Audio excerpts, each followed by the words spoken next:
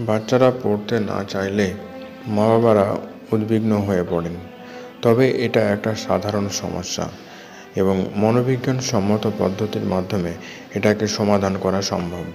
প্রতিটি শিশুর ব্যক্তিগত আগ্রহ, মনোভাব এবং শেখার ক্ষমতা ভিন্ন হয়।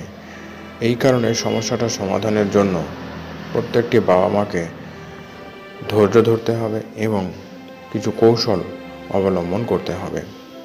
যেমন শিশুর পড়াশোনার জন্য একটা স্বাচ্ছন্দ্যময় পরিবেশ তৈরি রাখতে হবে। যেখানে শিশু পড়তে বসছে সেখানকার পরিবেশ শান্ত রাখতে হবে, যাতে করে সে তার মনোযোগ ধরে রাখতে পারে পড়াশোনার মধ্যে।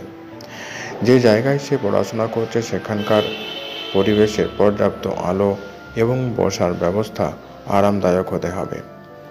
এবং তৃতীয় বিষয়টা হচ্ছে তার মধ্যে বিভ্রান্তি দূর করার জন্য পড়ার পাশাপাশি কখনোই মোবাইল, টিভি বা খেলনা রাখা যাবে না।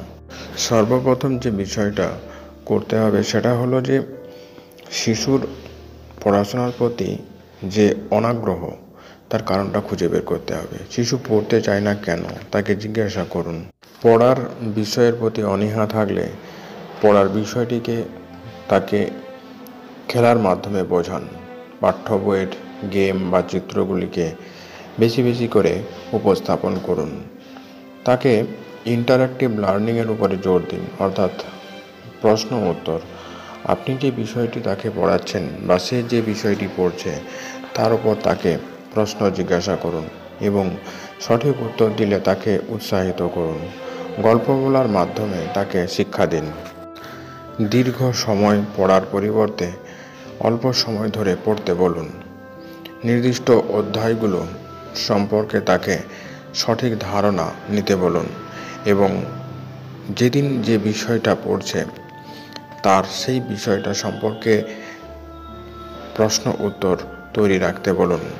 কাজ শেষ করে তাকে বিশ্রাম নিতে বলুন এবং প্রতিদিনের ছোট ছোট সাফল্য এবং অগ্রগতিতে আপনি তাকে প্রশংসিত করুন। ছোট ছোট পুরস্কার দিন। তাদেরকে ইতিবাচক প্রতিক্রিয়া শোনান। স্কুল থেকে ফেরার পর তাদের স্কুলের অভিজ্ঞতা তার কাছ থেকে শুনুন।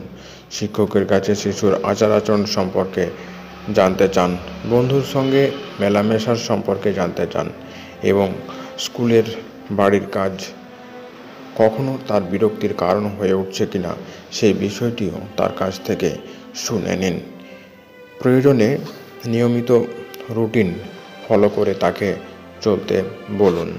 পড়াশোনার মধ্যে কখনো কখনো বিরতি দেওয়ার ব্যবস্থা রাখুন, যাতে করে সে সেটাকে কখনো বিরক্তির কারণ বলে মনে না করে। পড়াশোনার পাশাপাশি লেখালেখির বিষয়টির উপরেও গুরুত্ব দিন।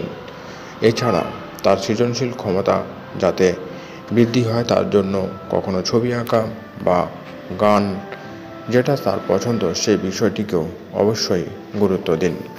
শিশুর মতামতকে গুরুত্ব দিন এবং সেটাকে ধৈর্য সহকারে শুনুন।